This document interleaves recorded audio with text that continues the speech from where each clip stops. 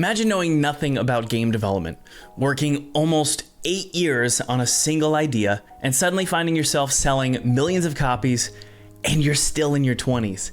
That's Stirling Rank, the co-creator of Ready or Not, a viral tactical FPS where drug use, trafficking, school shootings, and violence are part of the game's formula. It's part of the hook. In fact, the courage to make something, well, some would say, offensively honest, that's what sets this game apart from other tactical shooters. Stirling and I discuss why he's always been drawn to pushing the envelope, even when he started making games in high school. We also discuss why he uses Unreal over Unity, how AI is here to stay, and how to use it for your games. We talk about why assets are crucial in the early stages of development when you don't have a lot of money or a big team. And we discuss a lot more in this podcast. And by the way, let's say you have a bunch of assets and code in your project. Did you know that there's an AI development assistant that can fully understand your project and its code base and write custom scripts and tools based on that context? It's called Bezi, and it's the sponsor of this podcast. Bezi can be considered your development assistant. And with their newly launched feature, Agent Mode, you can now modify and create code directly in your project, all through the Bezi app. It makes repetitive tasks extremely efficient and is great for helping you get past a certain problem if you're stuck or maybe you just need general advice. It makes it very easy to pinpoint and validate all the suggested changes in the context of the code, and Bezi keeps track of all of these changes you make, so it's easy to revert at any time. What's really unique about Bezi is that it has a full understanding of your entire project and makes tailored suggestions by searching your assets, scripts, scene graph, Unity docs, and the web to give you the most accurate assistance as possible. Beyond that, it's great for pinpointing the scripts, components, and scene interactions causing issues, and proposing custom fixes to help you identify performance bottlenecks. The best thing is that Bezi is completely free to try out, so I definitely recommend you check it out by simply clicking the link in the description. The first big icebreaker here, and I'll sort of pivot to this question, is when I started working on my first-person shooter, well, it's my only one right now, but it was originally about this school, and you go in and inside the school is a cult, and then you start, running and gunning inside this school. And my friend was like, dude, don't do that. That's kind of got school shooter vibes. And I immediately stopped doing it. I was like, you're right, I got to stop, because I got scared. And I was thinking, I wonder if Stirling got any negativity from his friends or family about this game. Did you get any pushback? No, I think Mum might have given me some pushback. But aside from that, no. And it was more probably for the, aren't you worried that something's going to happen? Like, you're going to get in trouble. I'm like, it's not illegal to do this kind of stuff. You're playing. Mm-mm. And then we kind of, the thing about our early dev is like, we all like amped each other up. We're like, yeah, it doesn't matter. Like, this is going to be fine. Like, it's a game where you're defending the people who are in these bad situations. You're not actively propagating it. And that kind of helped us sail over a lot of those things that we were worried about. But also, like, there were plenty of games that came out, maybe not plenty, but there were games that came out back in the day that had schools and like the cult thing. It reminds me of a game that came out on PS2 called Obscure way back in the day, where you were in a school. It was kind of culty. It's like monsters in a school. Yeah. And there was Ghost Hunter as well on PS2. I was a big PS2 guy. So like, you getting school levels are, I think, an interesting platform to kind of explore stuff. It depends on what you're doing though, for sure. Like, I think your thing would have been fine. You should make that next. I think I might, it'll be like Ready or Not, but like cult edition, The cult crusher. Well, there's an idea for you. Well, that's cool, man. So you're the kind of guy that seems to just like power through pressure, power through sometimes the media. Yeah. Like doing what you know in your gut is the right thing to do, despite the fact that it might be offensive. Yeah, I mean, like, we've definitely caved to some stuff, I think. But typically, yeah, we just kind of coast over it. And it's not the most exciting mindset because we're not like actively trying to control a lot of things. There are things you want to make sure that you don't things aren't misconstrued. I think we for the game and as a company, like, we don't have any like kind of evil ulterior motives in what we're showing, but Yeah. it can be absolutely easy to misconstrue it that way. So I think a lot of the time our focus is trying to make sure that what we're doing isn't misinterpreted, I think, which is very easy, because like I said before, when you're reading between the lines on like a negative comment, it's very easy on the inverse to read between the lines on what someone's doing in a game, because there's just so many lines to read between. I know. Yeah, for sure. It's just something it's just a mindset, I think. You got to just have a bit of, no, I don't want to say have a thicker skin. See, that's like the example is like, it sounds like we're telling people to toughen up over it, but it's something you develop over time. Like you develop a bit of a sense of what you should ignore and what you should retain and everything in between. Because I think that's just something, in life, right? It's like, how do you don't take every single thing that someone says about you on board and harbor it, and you kind of let things bounce off you a little bit. So it's just about calibrating that, I think. Well, this is particularly, the thick skin thing is particularly relevant for games, for game developers. Yeah. Because it is an art form and there's like 20 art forms inside of it, And so it's personal, and it also is, people tend to know who made the game. Like they know Void made this game. They know you made this game. Yeah. And so you're attached personally to a product. And that's such a hard thing to navigate. And we could shift gears really quick to this censorship debate going on, because you're running a business, right? And you guys want to move into console. Yep. And you've got to figure out a way, how do I get onto console while maintaining the integrity of this very violent, very raw game? And so like, look, if you were McDonald's, you could do it as McDonald's. But you're not McDonald's, you're Stirling, and Void Interactive is this personal brand. And so it's got to be painful for, I'm not making a case either way for the censorship. I'm just saying it's got to be painful as the developer and as the studio to be so, like, your baby, the thing that you're so personal about that you're creating is getting some heat. Yeah. Because of a business decision you're making. So you have an art form and then you have a business decision, and you have to balance that integrity. That's got to be really hard to do. It is. I mean, it's also, it's a funny one. It depends on kind of what it is that you're sacrificing, I think. Some people are very strong, like, of the opinion that nothing should be changed or modified. And I totally get it. I understand if someone goes, hate that, negative review, don't like the fact you're changing this because you're trying to go on console. You can see the optics of how that might seem like we're just trying to make a bunch of money. Obviously, that's a huge bonus, but also if you're making a game and you're on PC and you started this from scratch, like in your bedroom and all this kind of stuff, right? And then you get the opportunity to put it out on fucking consoles and do like this whole thing.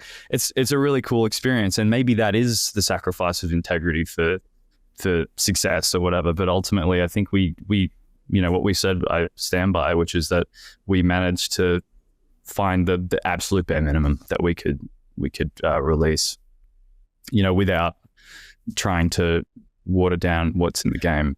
So bare minimum cuts. So like the nudity, the dismemberment, that kind of stuff is like, it's still, so your theory is the game has the same exact tone, and it's being truthful and honest. I mean, I would say that like the message is the same. And there are certainly, the thing I found the most interesting is that there are things the community picked up on that they really liked, and some stuff that I wasn't even aware that they enjoyed, like that they were like, this is a really, really like crushing moment for me. For example, the girl tweaking out in the bed, which, you can make the argument that it's method, that it's an opiate. It actually makes you sleepy. So technically speaking, you're sleepy, but we're not going to be disingenuous here. It was, for another reason. But that I didn't know was as, like, I knew it was important to players. But for me, writing it and then kind of being like, this is the space. And this was written, like, we had this ages ago, way back in the day. It was actually meant to be the contrast. I dropped this in a comment on Reddit. I think it got buried, but it was the contrast of that room compared to the rest, and we had an animation for the little girl. Actually, the animation of her coughing and stuff is in the reveal trailer of there's a dude on the ground in the hotel and like on a hotel floor bleeding, and he's coughing everywhere. It's the exact same animation. We just threw it on because we're like, fuck, we don't have anything and we got to release this. So it was this whole, a lot of these things are just kind of like circumstance. And then you kind of just ride the wave a little bit. And then someone else comes in, like an artist comes in and goes, well, we should add like a needle here. And we should add this and that and some extra details. And it becomes a collaborative process to create something. And then when you strip that away, it's at that point you realize you're like, oh, this actually was really important to people. And it's tricky. It's a tricky kind of landscape to navigate. And, so I don't harbor any kind of blame towards people for doing that. I don't think they should be. I think there's a lot of like kind of noise going on right now about it. Fair enough. It's discussion. It's important to talk about it. But for us, it's one of those things where it's like there's nothing that we can do right now, and it's not something that we didn't plan for. It's not something that we didn't. It's kind of an in-between thing where there's all these moving parts when you're getting towards release. It's not as simple as just pressing a button and it's done. So when you do that and then you have to make these changes, you go, well, what is the easiest way we can do that without throwing out everything or changing everything or completely redoing timelines and marketing beats and making sure that people can, actually schedule time off and all these kinds of things, right? It's not as easy as, it's an indie game, but it's not an indie sized team anymore. It's not 5 people. And we don't go, oh, well, we don't care. We'll do whatever we want. Like all that work that these guys have been doing on this side of the team, let's throw that away.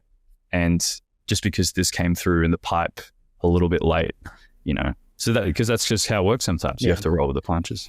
Yeah, I understand it, dude. I understand where you're coming from. It is a, you know what it reminds me of? Do you remember that moral conundrum, or like, what would you call it? It's dilemmas, like ethical dilemmas, like you'd hear about in high school or college, where you have the train and you have to decide whether you're going to pull the lever. That's kind of, I think that's why this whole censorship thing is kind of a media firestorm or whatever these past couple weeks, because it is kind of an ethical dilemma. It's like, do you sacrifice? It's a really important question. Do you sacrifice anything in order to get on console? My opinion is, yeah. I mean, I have. In my games, we sacrificed content to get on Apple Arcade. I had to cut stuff. I just didn't make a point of it at the beginning. Nobody knew that I did it, but I had to cut content. We changed dialogue. We made splash screens because of requests, and it was to broaden the audience, Right. Yeah. And it happens all the time with studios, I would imagine, right? Okay, here's a question for you. Do you understand where people are coming from? Mostly, I'd say. I mostly understand. I think it's something where it's like, some of it I get the whole thing. I get the whole thing. There are people who actively comment and talk about stuff across multiple platforms in every discussion who have serious gripes about the game, and they're using this as a way to talk about other things they don't like, right? And it creates more buzz and more attention because they see what they see a certain level of greatness in the game that they want to see achieved, and it's not being achieved to their standard.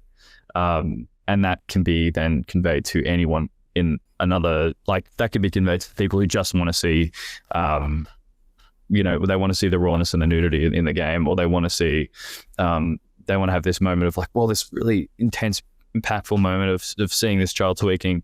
Like they want to, like, that's their thing. So there's a spectrum to it, which, so I get all of it. I understand the most egregious high level feedback of like, they're not doing this. Okay, there's some stuff I don't agree with, but like they're not doing this. They lied to us about this thing. They didn't do this thing, that thing. I get it in the sense that you're not working on the game.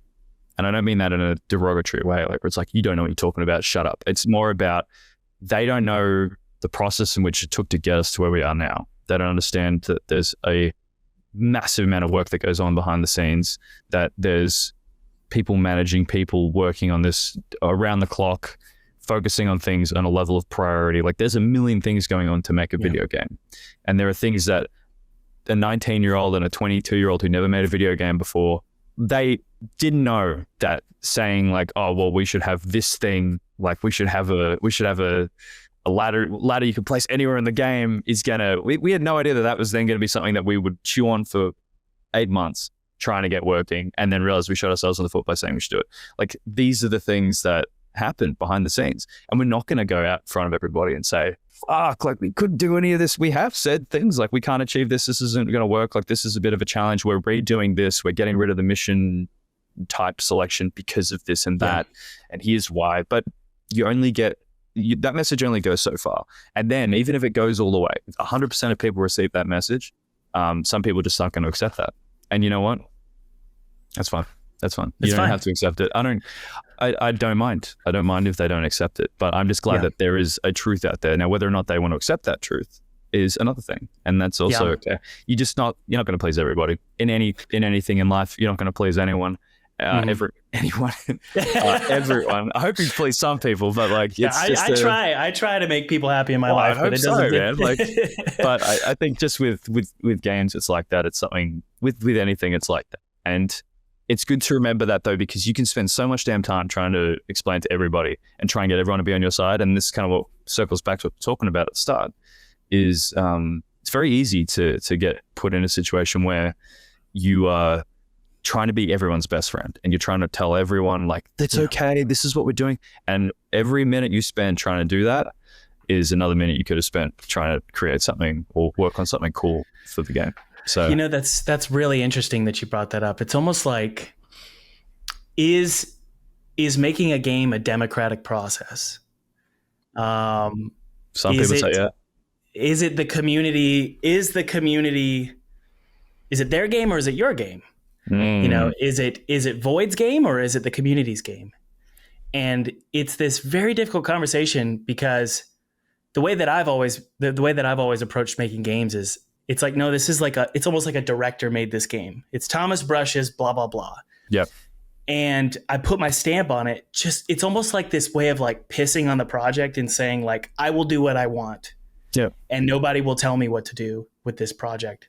Whereas the way that your game was made, which was brilliant, was early access and getting the community involved and building a community, because after all, it is a multiplayer game, right? Oh yeah, exactly. And you need that. So it's just a difficult place to be. And I guess I don't really have an opinion or a hardcore like one way or the other, but I do have sympathy. I have sympathy for where you are in this situation because it's kind of a rock and a hard place kind of thing.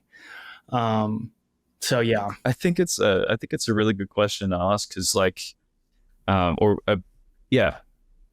is it a democratic process? I mean, we've been through all types on both sides. So company wise, there was a point where we had kind of two creative directions, and that went for a long time, 4 or 5 years of having multiple different ideas floating around in a very flat hierarchy style. And everyone contributed and kind of did it that way, because Naughty Dog did it or whatever, or Valve does it, and look how many games they make. But I mean, ultimately, there are things that don't work about that, right? There's things that just don't line up because I think humans ultimately are quite hierarchical, not entirely, but like there's always kind of these. Anything does whatever has the most gravity will attract everything else, So the creative or the person who's in charge of managing the project will have the most pull, but that doesn't mean that they are the be all end all. There are instances of that too. I think to not ramble too much because I'm known to ramble. It's up to the team. It's up to the team and it's up to whoever's in charge to make those decisions. Are you a community-led project? Are you like one where you listen to everybody and you incorporate all of their changes? Or you factor those in and you kind of work them in, massage them into your product. And then to what degree do you do that? And do you let them know that you're doing that is another question, and all these other things. And then on the internal side, do you have someone who's just like a Kojima type? They walk around with their little pen and they mark things off and like, oh, okay, I know that has to be done. And he's directing the audio and the animation and everything. I assume that there's still teams under him. He's not just doing everything himself, but you could be that type. Or you could be a standard traditional one where you have the leadership and then the which is kind of what we do. We have the director team at the top. And I guess you got me somewhere here, and then you've got the leaders, and everyone kind of contributes in their own way.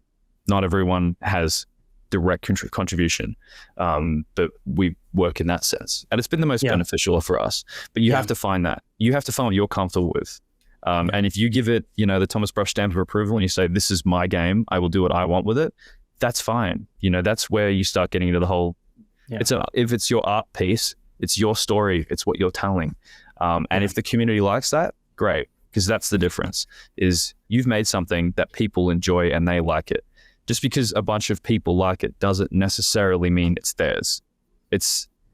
Now, do they bring it to that point of success? Should people be grateful for their communities? Absolutely. But does that mean that they then should come in and make these decisions and kind of call the shots on things like that? Not necessarily. So there's like it's not a fine line. It's a very blurred line, but it's a common thing for people who play video games to do.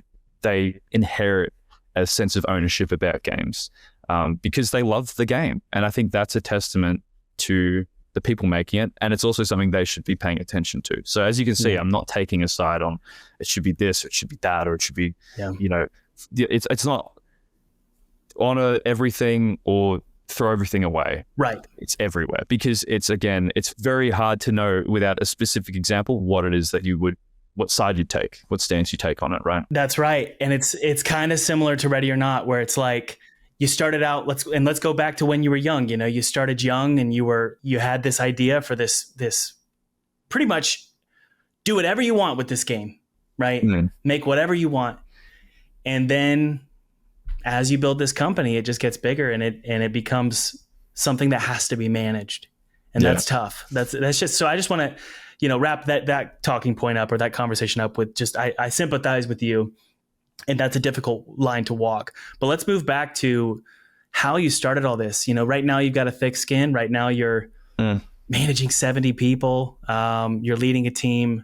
Crazy. It's massive. It's massive what you've created. But let's go back to the very beginning. And you're super young, so I'm super impressed by you. Thank you. How did you start making games, man? How did you start knowing, like, to the point where you knew nothing? Like, tell me your story. I was making like little YouTube videos when I was a kid. I think I started like 10 years old, and they're still on YouTube to this day, but no one will ever find them.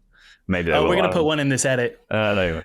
Actually, I can say, I'll send you one. You can see it. Please do. My editor would love to put it in. Yeah, I'll chuck it in. Actually, I will send it to you. It's I had I was big into VFX. Like I wanted to get an FX, and we had a plane. We had a bunch of stuff. I wanted to make a tank and put it in like a video. I was using like 3ds Max and these things and like rendering it in some rendering program and putting it in After Effects and motion tracking it and things. And I wanted to do it because I was inspired by like the likes of like Freddie W and the Corridor Digital guys, which are now Corridor Crew, and Freddie W doesn't exist anymore. And the guy who worked with Freddie W, Brandon Larch, make Boneworks, which is really funny. I'm just like, oh, that's kind of cool. So there's these weird parallels between worlds, which is kind of cool. But those guys inspired me to get into visual effects and like getting into modeling and how to model it things. So I started modeling tanks and I started getting into like the art side of things. And I was like in eighth grade or whatever. Okay, so middle school, Yeah, so I got into that and started directing my friends and things, and it's also where I learned to be less of a dick when telling people what to do. That was horrible. At the points of like high school, my friends would just not talk to me because I was such a bully. And every time I wanted to hang out, it would be to make a movie. So it was very selfish. But we all kind of bonded through just like hanging out and doing something different, which was fun. And then eventually, I met some other guys who wanted to make movies too, and we'd always make films together with better equipment and things like that. So at some point, there was a film shoot that we did. Movie was terrible, but it was I was probably like 16, and there was like I was directing or directing. I think I was directing. We organized like a team of like 30 people to come down who were like actors for different YouTubers and things, and like shooting these scenes that we were doing, and we did like sets and like little props, and it was really cool. It was like a real classic way of making movies, and like I don't think about it much and appreciate it, but that was very early and like having a vision and trying to share that. I don't know why a bunch of people who were like, some were like 40-year-olds, I don't know why they were listening to a 16-year-old. I'm glad they humored me. A lot of those guys they were great people, really lovely people. What that says is that people like you are born with the ability to convince other people that they know what they're doing. I guess so, but I think you have that about you. And you're maybe. Yeah, I think you do. Like from what I can gather, you're just convincing. You're convincing. You're confident. You know, that confidence can get a 50-year-old to follow a 16-year-old. No, I think I'm a fool, and it just happens to be that I have a bit of charisma, so that it works. Is there a difference between a confident person and a fool? No, you know, there's not. But yeah, we did that, and eventually I was like, you know, it was a yeah. I'm not going to say what it is because someone will find it, but basically. I was modeling like creatures and things like that. So I got into sculpting and ZBrush and things like that, right? Yeah. And eventually that took me into making human beings, and then that kind of gravitated in like later years in high school to like doing a bunch of artwork for like faces and things, and it was good fun.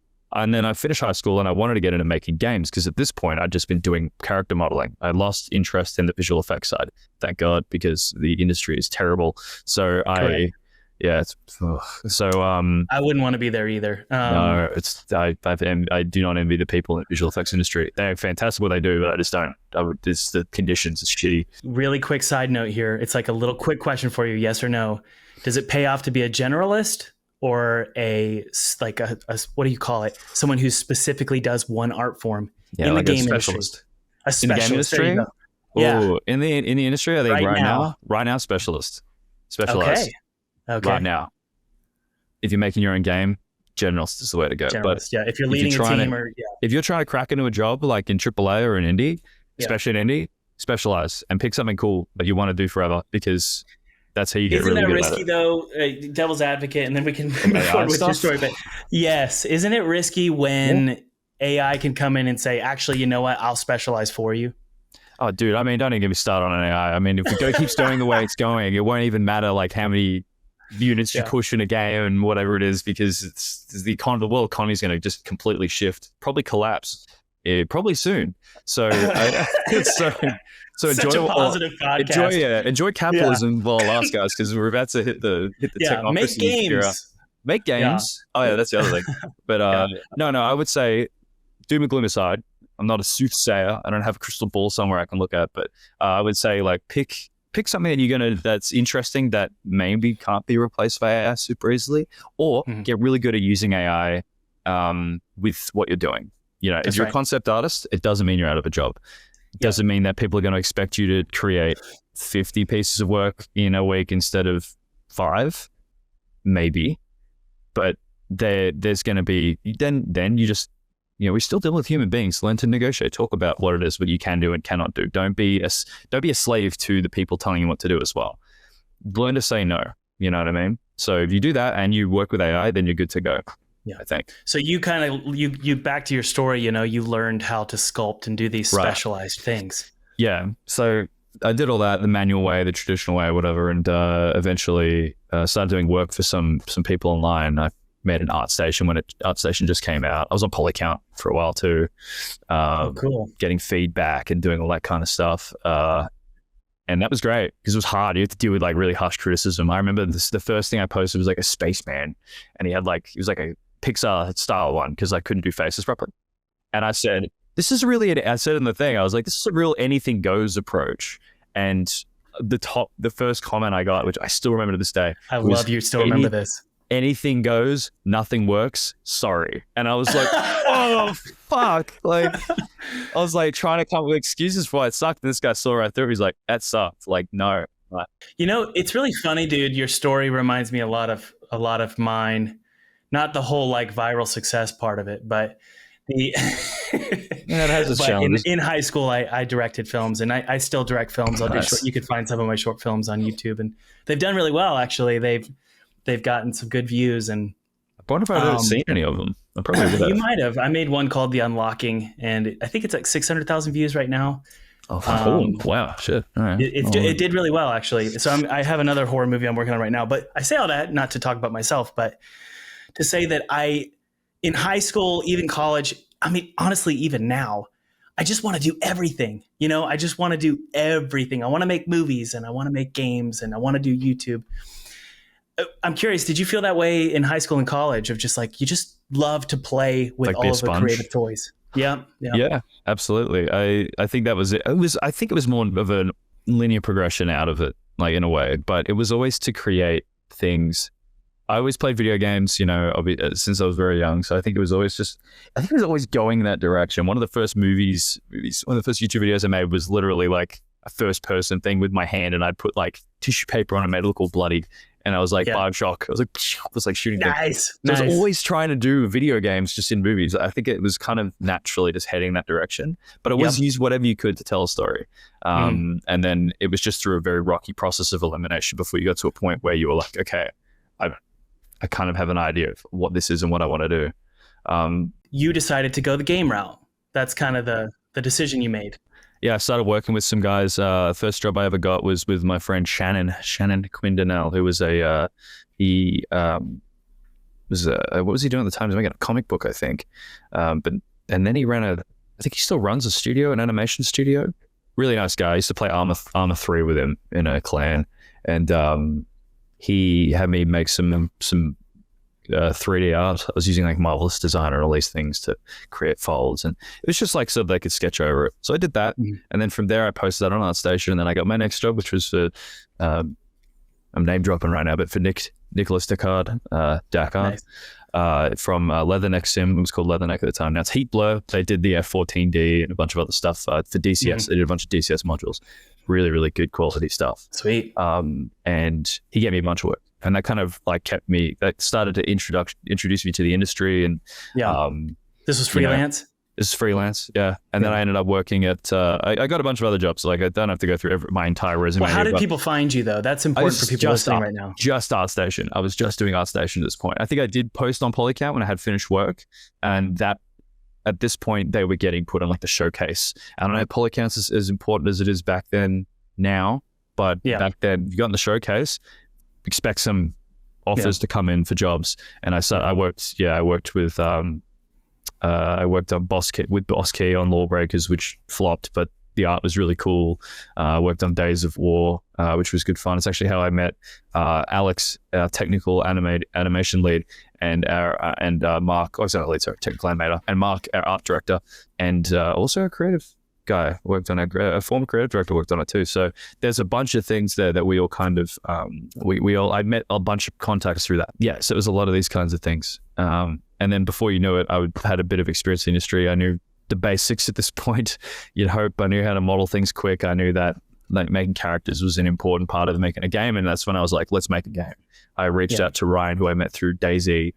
And when I was 16, I met him in DayZ, and he was like 18 or 17.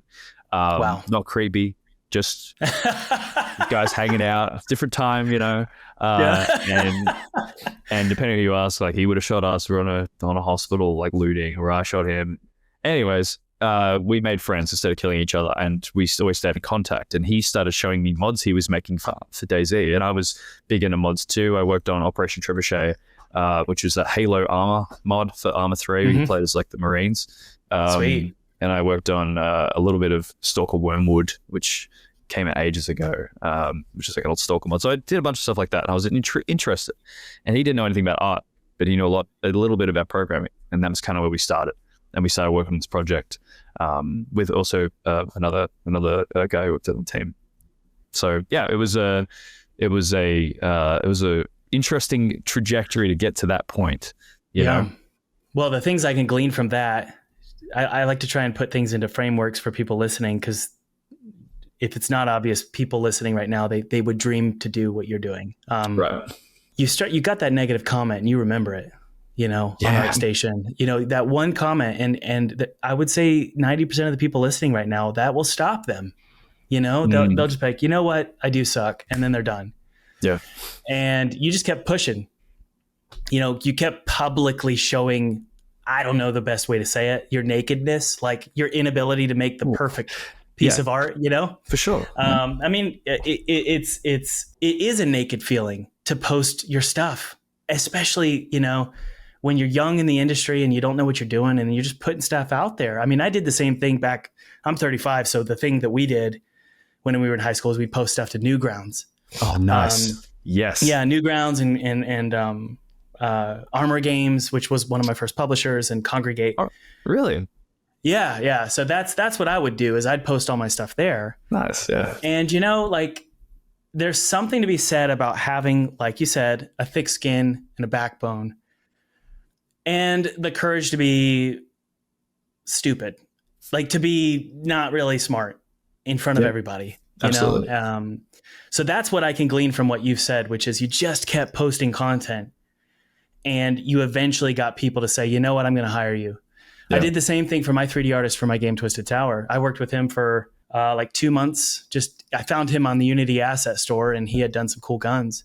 Nice. And he just posted that. He told me he wasn't making a ton of money from them, but I found those and then I reached out to him and I said, I really like these. Can you be my 3D artist? And so he worked with me for 2.5 years, I think it was, on Twisted Tower. So it's just posting content and almost using it as bait to get work, I guess, Yeah, absolutely. No, man, that's sick. I love that. So you finally started working on this game and it's been almost 8 years. Is that true? It's gotta be, yeah. When was the reveal trailer? 2017. It's been a while. Yeah, and we've been working on the project for at least 1.5 years before that, I think. Mm-hmm. It's funny. It's my entire life has been this single project, and it has. I mean, I just finished working on the an early pass of the creative roadmap for what we need to do, and I'm like, damn, I'm going to be here for a while, which is great. Like, don't get me wrong, but like, I'm like, shit, this isn't even close to being done. I want to tell more stories. That's right. You were building all this in Unreal. Mm-hmm. So can you talk to me a little bit about Unreal? Do you have any? I use Unity, and I'm making a first-person shooter. Yeah. And it has been a pain in the butt. Like, Unity is so clunky. Yeah. When it comes to lighting and shadows and asset streaming and culling, it's an optimization nightmare. So I could say that about Unity. What are your thoughts on Unreal? Like, why did you choose Unreal? Well, I worked on a bunch of projects that were using Unreal already. That was the first thing. The second thing was that I used C++, which Ryan was familiar with using. So like everyone who was there early on was very familiar with Unreal. And best thing of all was it cost no money to use at the time. Even now, we run Unreal 4.2 or whatever it was, and we were just like, just enjoying the hell out of it. Like, I think we were just very familiar with it, and we didn't have to pay. We didn't have to pay for anything. At the time, we had no cash at all. We hadn't even we didn't put up the supporter thing. We hadn't even found, Julio hadn't joined the team yet. Like, a lot of stuff like that, right? So it was be as cost effective as possible because I have $10 in my bank and I have no money. So we can't pay for it, Do you guys owe per the amount of copies you've sold? Don't you owe Unreal a certain percentage now? Yeah, for sure. Okay. Do you find that to be reasonable? I think so. I think, like, given what they provide you, it depends on who you ask, right? Like, there's that guy on YouTube, another guy on YouTube who's been, making the rounds. Is that, what's his name? He's like I don't know if he's a technical artist or just a programmer, but he's definitely an engineer of some kind. He's very clever. It's that guy who's been kind of deep. I don't know, he's been deep diving Unreal and how much it sucks or whatever and how unoptimized it is. And how nanites like useless and things. I think I'm very much watering it down. Do we agree that nanite? Okay. I've tried nanite. I mean, I've seen the horror stories and I want to stay away for now. I understand that this stuff can be like pushed out before it's ready. I don't know. It's probably great. But you're not making an open world game. It's close quarters indoors, so you can take advantage of occlusion culling. You don't have to render things at far distances, right? Precisely. Yeah. Whoever that guy is, I forgot his name, but he's been making the rounds about whether or not it's like, is this good? Is this, compare it to Decima engine or compare it to like old engines from like 20 years ago and how much better it looked? They have multiple shadows casting. I get it. But what I like about Unreal is that it's accessible. And the thing that they didn't have back then, and this is why a lot of game companies, maybe not game companies, but a lot of indies moved to Unreal and whatnot, is there isn't really much else on the market. What are you going to use? Source? You're going to go and like buy a license from Valve? You're going to make a mod and hope to God that Valve comes and friggin' goes, actually, here you go. Like, there aren't that many options for you. Now, there are. There's Godot engine thing. Looks great. I've seen some cool games. There's a bunch of cool games. You can do like, you could have done back in the day, like Flash games, like Newgrounds, like you're talking about, which would like the pinnacle of gaming, in my opinion. But then you don't have anything else. you have Unity you got to pay for, and there are issues with Unity, but it is still like a solid engine, and it's great for certain types of games. It's great for any. Tarkov is of FPS and it's on Unity. You know what I mean? Like, you can achieve whatever you want with any engine. I just think it's like, I get it. I get that people like that are trying to dispel things about the engine, and there are problems with the engine, absolutely things that don't make any sense, and they should be fixed. But unless you can get a license for like Snowdrop or like Decima or anything else, like the Horizon one, I think Horizon might have also been Decima. Tell me about those. What are those? Snowdrop's the one that was used for the Division, which is the Division 1 and 2 Snowdrop engine, which was like, you can look online for like tech demos of how it works, and like people talking about how great it is and things. Whether or not that's true is a different story. They might have been chained to their desks at Ubisoft. Yeah, you never know. But like, it looks great. Visually, it's very impressive. And the Division holds up. It's a fucking awesome looking game. Well, for clarity, Unity you don't have to pay for. Right. Okay. So I don't want to misrepresent it. That's a good point. Back then, you had to. Yes. Yeah. You don't. I don't have to pay anything for Unity. To get rid of the splash screen, you do have to pay. Well, fair enough. And then they had this weird. Everybody knows about this, but the weird. You had to pay royalties based on, I can't even remember. It's so distant. They had some kind of algorithm that could determine how many copies you sold. So basically, it's embedded into your build. A ticker that checks how many games you've sold. So they're like kind of watching, Oh my gosh.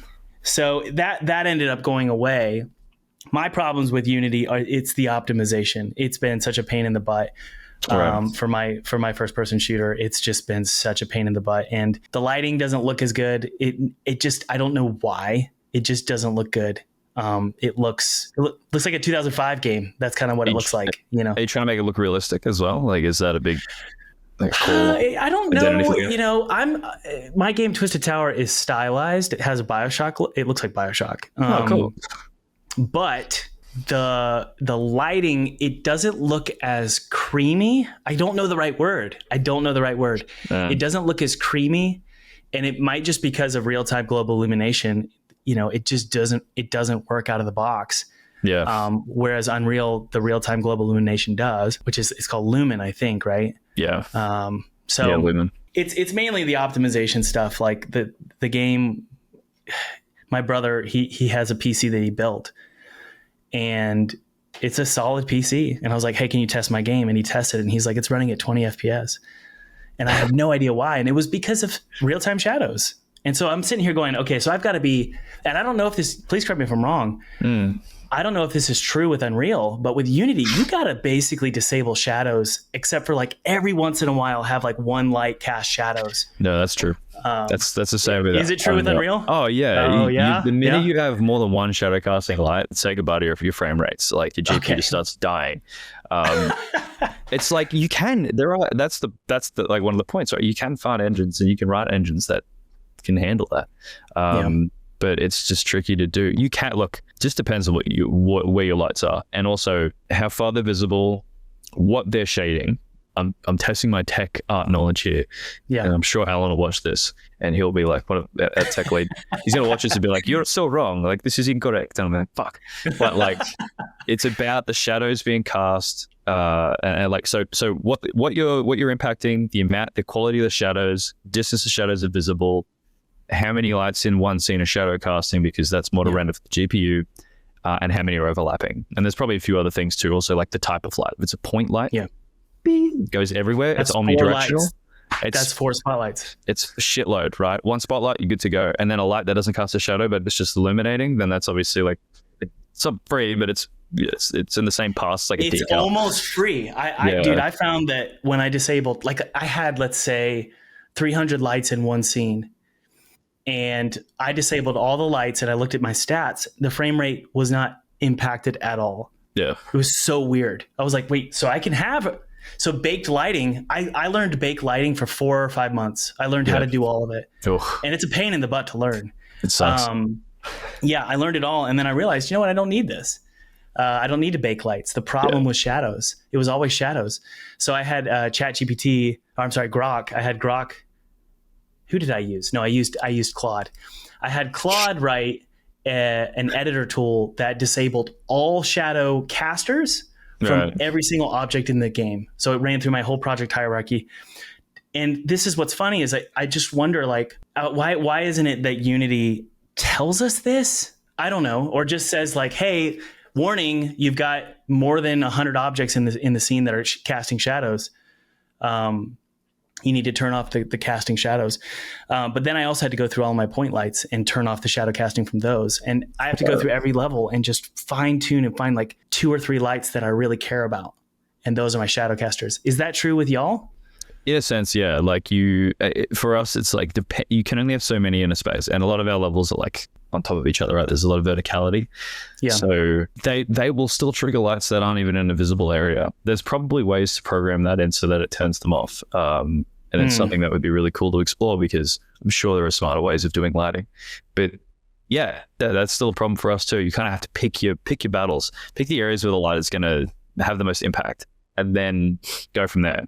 Because yeah, you can have a shadow caster, you can have a non-shadow caster, and they can still have the same effect. So they draw your eye somewhere. Are they just used for a visual cue? Like, is it just look cool, good for screenshots? Like, there are different reasons why you might do it.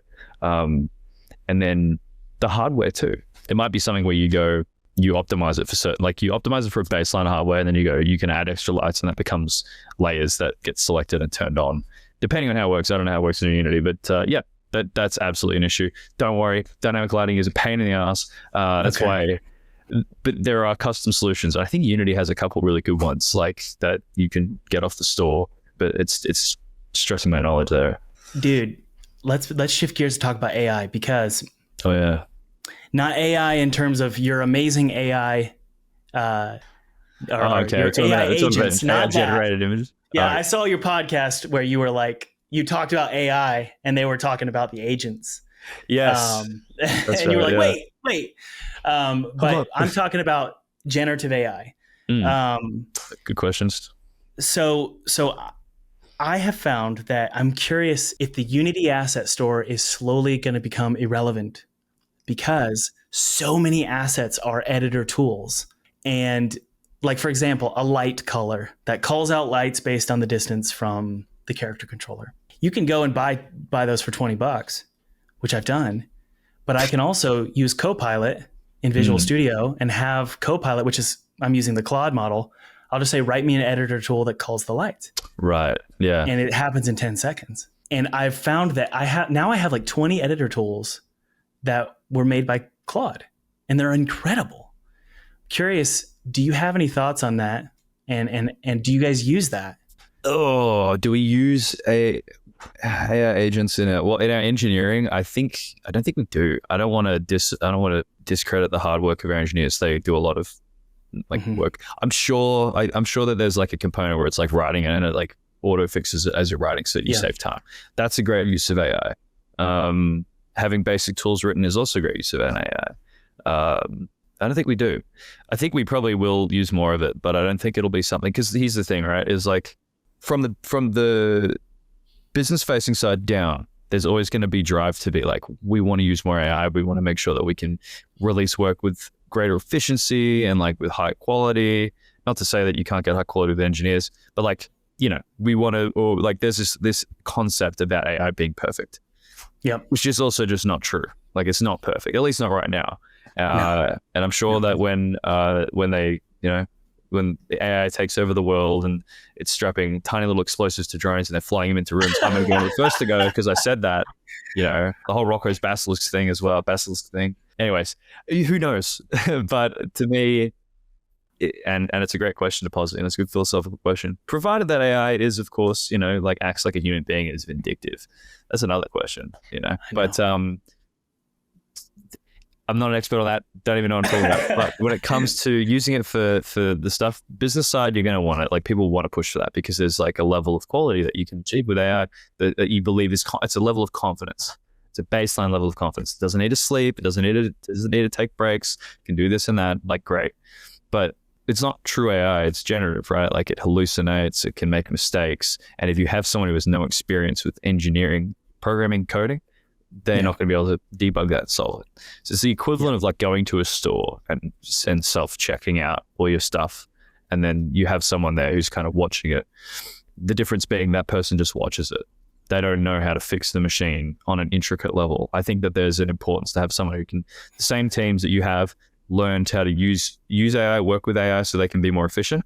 Because no one likes sitting there debugging stuff. No one, I'm sure there's people who have like get their kicks out of debugging code, but if you can create more efficient code and you can do it faster, then you can create. Because at the end of the day, we're all creatives in our own capacity. So I think, I think that it's as an AI is that I think it's good to use. It just depends on how you use it, and then how gratuitously. Like we've gone the 9. Is naturally gravitating towards talking about AI art, but we've gone that whole route, right? Of using AI art. I've used it, unabashedly used it on Photoshop, using the Photoshop Firefly one for our like level screens, just terrible. Yeah. That's my fault, everyone. I did that because we had no time, and I wanted it to be 3D dioramas, but they just wouldn't run. They were running at 2 FPS. Wait, so did you get in trouble for this? People just say it looks like shit, and I'm like, I agree, it does look terrible, and we should change it, and we will. But like again, it's like all this other work, and then this kind of fits underneath. That's right. That's right. But like that kind of stuff is just part and parcel of experimentation. So we've used AI plenty. Like our concept artists sometimes use it, but a lot of times kit bashing still. Our actual boots on the ground 3D modelers don't necessarily. I almost said actual artists, like 2D artists aren't artists. Our 3D. No, I know what you're saying. The 3D ones, yeah. Like the people who are like implementing, they're using AI. They're using 3D models. We outsource to partners as well who were 3D modeling, and like and trust me, I wish we could do it with like regular art. It would be obviously a lot cheaper, and you could make more work. You could do stuff like that if you could create the intention that AI should be creating, because it doesn't necessarily have that. But yeah, so we use we use it, but certainly since we've kind of went full tilt, like, oh, this is sick, like you can use this AI software to create this art, and we should just do it everywhere. We've since done it less. We've been smarter about it. Like, yes, use it, but like just be clever about how you use it. Not to be sneaky, but because you don't want it to look like AI art. AI art has a presence. It looks too clean. It looks too perfect. It's like there's no artistic intention behind the work, and that's my biggest problem with AI, with writing with AI and with doing all this stuff. Like all these stories we told with the officers, that's all handwritten. We wrote like 100,000 words or some shit of just like stories for these guys. Some of it's not even in the game, like the death stories, how they died. It's shit that we did manually, because it's like it needs to feel like someone wrote this. You know, it's so true. I compare it to like a new house or a new car smell. When I see AI art, I get the smell of it being too clean. You know, it's too.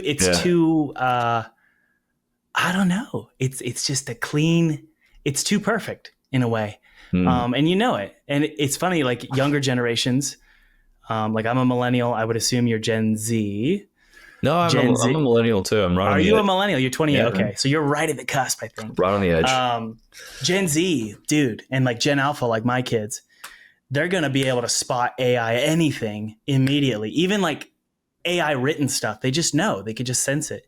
It's this weird sense that people can tell. And what happened with me was I used AI art for all the posters in my game. Like we had posters of like old 1950s vintage ad reads, because the game is based in 1950. It was so simple. Like it just made all these gorgeous 1950s posters. And it was probably a little bit like you guys, where it's like you get excited and you're like, okay, this is cool. And then all of a sudden I was like, I'm going to stop this. I'm going to slow down. And so I ended up replacing anything that was AI art in the game. I replaced. Wow, really? With kit bashing is I've never heard that term. Yeah. Is that what you call it? Grab a bunch of different artworks and kind of splicing them. Yeah. So that's what I ended up doing. I would take screenshots of characters in the game, and then I would bring them into the poster and do typography and stuff. And it was probably just driven by this sense that number one, it's going to piss people off. I think. Number two, it did start to feel really clean or too perfect. You know, it didn't match the style of the game. And how much of it is yours? You know what I mean? How much of that game, that story that you put your stamp on, is your game? I mean, it's a team of contractors, but yes, it's got. For sure. But everybody's now. It's so like, dude, let's talk about assets if you don't mind. But like, Um, and I don't have an opinion either way. I tell my audience, use assets, use assets, use assets. But in Twisted Tower, I would say 90% of that game is handmade models, nice. everything. And now the textures we get from like textures.com, we're not going to paint all those, but Or take photos of the same thing as someone else has already taken a photo of. correct. Correct. So what's your asset use process like? Do you guys use assets? We did a lot early on. And when I say did, I mean, we would, this is like a cool pack. Like it's like chairs, it's the table, but we never strictly used assets. Like even in the very early Ready or Not, like previews, a lot of stuff was handmade, and it was quite like, we were like, it needs to be a really high standard. Like we need to make sure it's super detailed and it looks like this. And like the original hotel, well, the second original hotel, that was all like handmade bow art style, like wrought iron work, brass, like these very high detail marble tiles everywhere, architecturally perfect. It wasn't done by me, it was done by Stuart, who works on the project. Fantastic artist, great visionary as well. He worked on those, and those were just sublime because they were handmade, and there was someone who had an understanding of what it took to make something that looked so good. And I think like, yeah, most of our stuff wasn't handmade, wasn't asset store packs or whatever, but we definitely did use it, like a pipe set, like of things that would run across the ceiling, or like switches on the ground, which we did make some mistakes because some of those like European switches, because we didn't check when we bought the assets, like it'd be a US plug, but then there'd be like a Euro switch. You're like, the fuck? So like we would do shit like that. And it sometimes caused mistakes, but it saved time. And like when you're making a game when you want a lot of detail, I don't think anyone should be like, well, it's an asset flip. Like asset flip is a very specific thing. Correct. You're literally grabbing like an existing level that someone's made, and you have no intention behind it. You're just slapping it in there. You know what I mean? And you're just, and sometimes that's even okay, because you might have a really cool game, like core game loop, and you're not an artist. You just need an environment to sell your vision so that you can get to that stage. There's a million permutations of what that might require, like when using an asset store. But yeah, we used it all the time. But we always had plans like in place for like using or for getting like assets made by a team, be it from some of our partners like Studio 801, who was a big part of us for the longest time, Ukrainians, through the whole war and everything like that. We work with them before the war, working with them now. Like those guys are great. What's their name again? Studio 801. Yeah. 801. Okay. Oh, Artem Kutseko, great guy. Like he's a real man's man. I like Artem. But like there's he likes guns like you like guns. Yeah, I get in a sense. I think he's just fun to talk about. Talk to. So like we worked with those guys for a long time, and we built these really strong relationships with their outsourced vendors, and we experimented a little bit with some other ones, and we're working with some other vendors too right now, and they're great as well. But so like. At what point is it your own work? You outsource it and then it gets made by someone else. That's still your work. It's still something you want to do. You just don't have time to make everything yourself in studio. That's right. So there's things like that. Is there value so are you saying that you've slowly shifted to custom assets? Yeah. I mean, we've always had custom assets. It's just how many. And now... Is it more so now? Yeah, I mean, we still have a bunch of old asset store pack assets that we use. Sometimes I'll be like, please don't use this because it's everywhere. But a microwave, like, do we need to make a microwave when one exists? It's things like that. Now, the different levels require different things, right? A lot of our assets are custom made, and you can see those on ArtStation. You can go to the different outsourced studios that you find in the credits. Go to their ArtStation, or you just search Reddit on ArtStation, and it'll come up with all that work, because there's a lot of money being pumped into that. There's a lot of work that's coming out of that, a lot of hours being put into making assets. And then on our side internally, we have people making stuff. As we've grown our environment team, our art team, prop artists have come and gone, and then we have a good number now, and they're doing some really cool work. So we do it all. Like, we get everything. But I would say majority of the work is definitely bespoke now, it seems.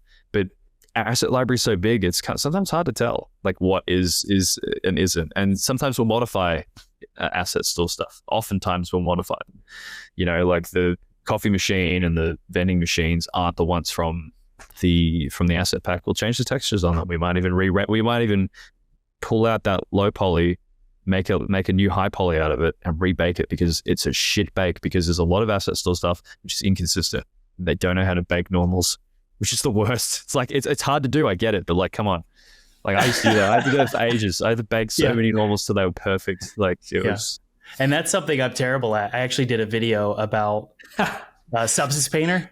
I was teaching about Substance Painter, and some of the comments were like, this dude doesn't know what he's doing. And I think it was because of the normal baking. It's a tricky one, you know? It is. So look, is this true with animation as well? Because I tweeted out a cutscene that I was working on, and I'm really proud of this cutscene. It's got moving mouths and characters animating and being expressive. And I'm just using iClone 8 and Character Creator from Reallusion. It's so easy to do. I mean, you're using pre-made animations and you're blending them together, right? Yeah. And somebody tweeted back at me and they said, "Wow, like I can't even get a walk animation done." And I was like, "Well, you don't do that. You just use pre-recorded mocap stuff. Yep. And then you blend it and mix it into your own thing." Is that true for you guys? Yeah. No, I mean, it depends. Like most mocap is not perfect. You need to modify it. It depends. There's a line with mocap because it's like you want to get the original capture and the original performance. And if it's not exactly what you want, you can modify it. But the more you modify it, the more it feels like it's its own. Like it kind of starts morphing it from a mocap into a keyframe. You know what I mean? So there is a line for sure. And that creates a stylized curve too. Like how stylized is your game going to be? Because if it's pure mocap, like Hitman like 1 had mocap in it, and it's like so weird because the art is just looks it's old, you know. So the mocap's it's great. this uncanny vibe. It's very uncanny. Yeah, exactly. So you can do that, or you can kind of stylize the shit out of it if you want, or you can just completely keyframe it. Yeah, most of our animations are mocap. Like we get raw capture, we clean it up, we make sure the starts and ends and loops and all that. Everything. So you guys are doing the mocap yourselves. Yeah. We've had help. We definitely have had help in the past, but most of the mocap has been like handmade. That's amazing. Yeah, I mean, some of the first mocap we did was me and Alex, and we would just eat. Like I went to his house. He's in Germany. I went to his place because I was going up there at the time I was balancing 2 jobs. So I went up there to Finland to work, and then I went to Germany after. I visited my cousin, and I visited him. 2 separate occasions, and we ended up going to a studio. We did like a whole week of just like working on animations and shooting them. And we rented a bunch of cameras and all this kind of stuff and got it working. And then we took it out and found some people online. I met a person on Facebook and they did the cleanup, and then we were good to go. You know, we did some extra chopping and changing, and that was it. So it's very like, you know, a lot of grunt work and a lot of like guerrilla style work. You know what I mean? Like you're indie. You're trying to just get it done, get the work done with whatever you can. Would you say, and then we'll wrap up here, would you say that that your team is a lot of contractors? Yeah, absolutely. Yeah. Or is it mainly employees, or is it mainly contractors? It's mainly contractors. Yeah. It's I found that to be the most effective way. It's great. I mean, like it's flexible for them. It's useful for you as a company as well, because you don't have to necessarily like keep work schedules and work hours. We're a fully distributed company. We're all over the world. So it is absolutely the best way, you know, and you compensate them fairly, and that's it. It's simple, you know. Employee, and don't get me wrong, we have employees too, but like it's just the how you want to do it. If we wanted to go the full employee route, it would be very hard. You would have to like manage and monitor everyone's work schedules like very strictly and make sure they're doing X, Y, Z, and they're following compliance in each country and things like that. And it's a lot.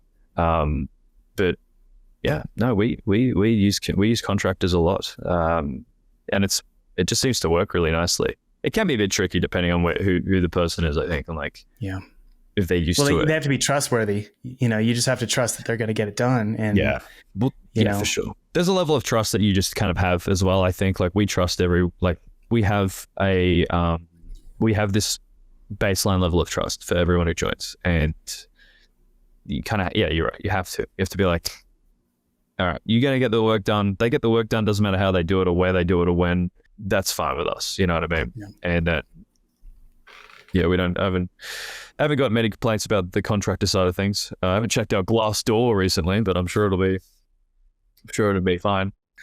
Well, cool, man. Dude, this was so insightful. Thank you so much for your time. Oh, you're welcome. Yeah, no dude. worries. Is there anything in the description, like a link in the description you want me to leave a link in the description for? Oh, geez. Not my YouTube videos, that's for sure. How about, probably should. I'm gonna get punched by the marketing guys. I don't say probably should put the console links to the store or whatever in there, or even the YouTube video. I think releasing one soon. We'll release one by the time this is out. So yeah, that'd probably be good. I think would probably be fine. So the console launch is coming up here. Yeah, it's what time is it? It comes out in like 5 hours, 6 hours, I think. Bro, what? Oh, Why yeah. are you doing this podcast? What is wrong with you? I don't know. I got meetings today, but I don't have any meetings right now. I got up at 5 a.m. I worked out, and then I had the meeting, and I'm buzzing. Hey, there you man. go. Yeah, that's it. Well, dude, I'm even more appreciative of your time. That's awesome. Thank you. Also, if you're looking to streamline your development workflow, don't forget to check out Bezi and their brand new feature, Agent Mode. It makes it very easy to create or modify code directly in your projects at your approval and provides tailored suggestions specifically to your project. It's completely free to get started, and you can do so by simply clicking the link in the description.